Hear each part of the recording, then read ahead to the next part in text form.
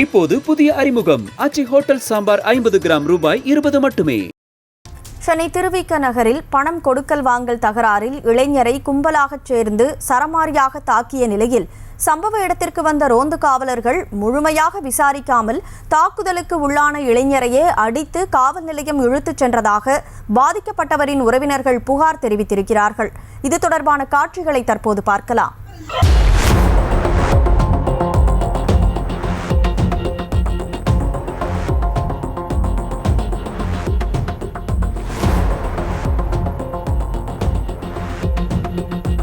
இதுகுறித்த கூடுதல் விவரங்களை செய்தியாளர் கார்த்திகேயன் வழங்க கேட்கலாம்.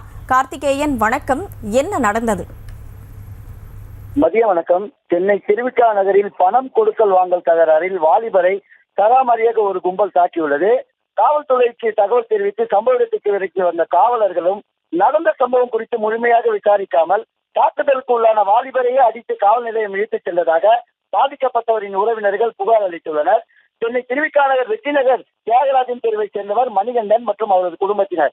இவர் தனியார் நிறுவனம் ஒன்றில் ஊழியராக பணியாற்றி வருகிறார். இவருடைய தாய் கலலா. இவர் அதே பகுதியில் மாதாந்திர சீட்டு நடத்தி வருவதாக தெரிகிறது.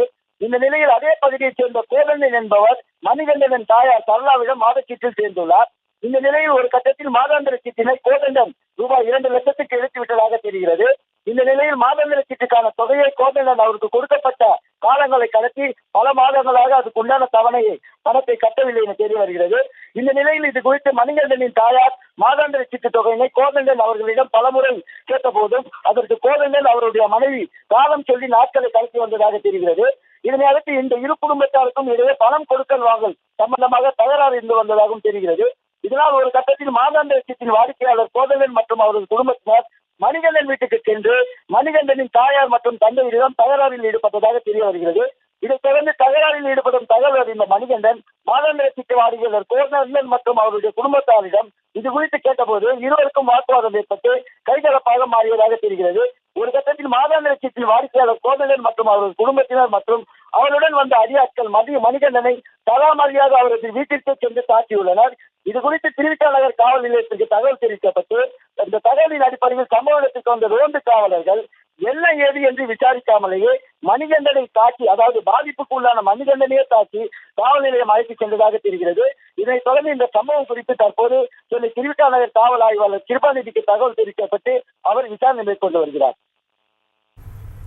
கூடுதல் விவரங்களுக்கு நன்றி கார்த்திகேயன். இப்போது புதிய அறிமுகம் ஆச்சி ஹோட்டல் சாம்பார் 50 கிராம் ரூபாய் 20 மட்டுமே.